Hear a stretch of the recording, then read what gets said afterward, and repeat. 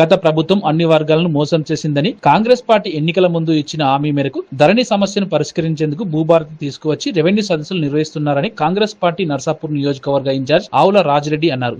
మెదక్ జిల్లా మాసాయపేట మండల కేంద్రంలోని రైతు వేదిక ఆవరణంలో నిర్వహించిన రెవెన్యూ సదస్సును పరిశీలించి రైతుల సమస్యలు అడిగి తెలుసుకున్నారు. ఇంతకుముందు మంచిగా జరుగుతున్న వ్యవస్థను ధరణి రూపంలో మరి తెలంగాణ రైతులకు, తెలంగాణ జనాన్ని మరి ఈరోజు కష్టాల పాలు చేసినటువంటి ధరణి నుంచి విముక్తి కల్పించే రోజులు ఈరోజు భూభారతి రూపంలో మన రేవంత్ అన్న ప్రజాపాలన ప్రభుత్వం కల్పించింది.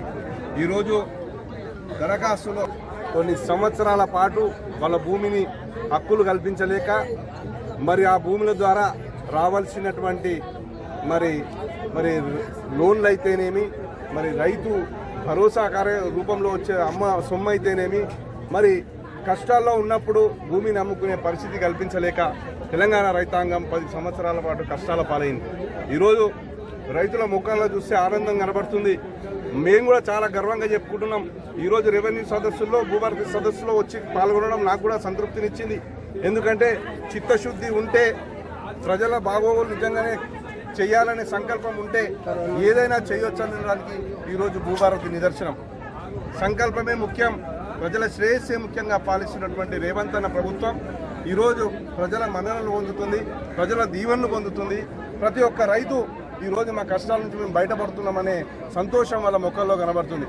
కాబట్టి భూభారతి తెచ్చినందుకు తెలంగాణ ప్రజల తరఫున, ముఖ్యంగా నా నర్సాపూర్ నియోజకవర్గ ప్రజల తరఫున రేవంత్ అన్నకు పాదాభివందనం చేస్తూ ఈ కార్యక్రమం నిరంతరం కొనసాగుతుంది. ప్రజల కష్టాలను తీర్చిదిద్దడానికే మరి రేవంత్ అన్న ప్రభుత్వం ఈరోజు అవాకులు చెవాకులు పలుకుతున్నారు. హరీష్ రావు గారు కాళేశ్వరం కమిషన్ ముందు సన్నాయి నొక్కులు మొక్కుతున్నాడు. ఇలా నేను ఒకటే చెప్తున్నా, ఈరోజు కాగ్ రిపోర్ట్స్ చదవండి. మీరు చాలా మేధావులు కదా, మీ బాంబర్దులు. కాగ్ రిపోర్ట్ ఏం చెప్పింది? అంచనా వ్యయం ఏముండే? 38,000 కోట్లు గ్రావిటీ ద్వారా తీసుకొని రావాల్సిన ప్రాజెక్టు మీరు ఎత్తిపోతారని పెట్టి దాన్ని ఈరోజు 1,00,000 కోట్లు దాటిచ్చారు.